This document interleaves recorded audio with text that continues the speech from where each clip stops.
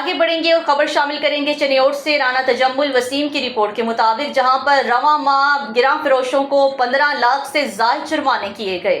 رواں ماہ میں گراں فروشوں کو 15 لاکھ کے جرمانے، 394 دکاندار گرفتار۔ مہنگے داموں اشیاء خورنوش، روٹی، نان فروخت کرنے والوں کو معاف نہیں کیا جائے گا۔ ڈپٹی کمشنر محمد آصف رضا۔ ڈپٹی کمشنر محمد آصف رضا کی زیر نگرانی ضلع کی تینوں تحصیلوں میں پرائس کنٹرول میکینزم پر عمل درآمد جاری ہے۔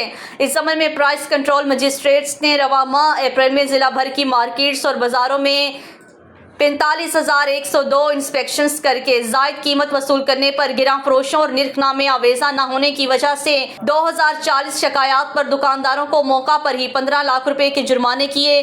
پرائس ایکٹ کی سنگین خلاف ورزی پر 394 دکاندار گرفتار کیے گئے جبکہ 3 FIR درج کروائی گئیں۔ ڈپٹی کمشنر محمد آصف رضا کا کہنا ہے کہ پرائس کنٹرول مجسٹریٹس روزانہ کی بنیاد پر مارکیٹس، بازاروں میں اشیاء خورنوش کی ریٹس چیک کر رہے ہیں اور پرائس کنٹرول میکینزم پر عمل درآمد کو یقینی بنا رہے ہیں۔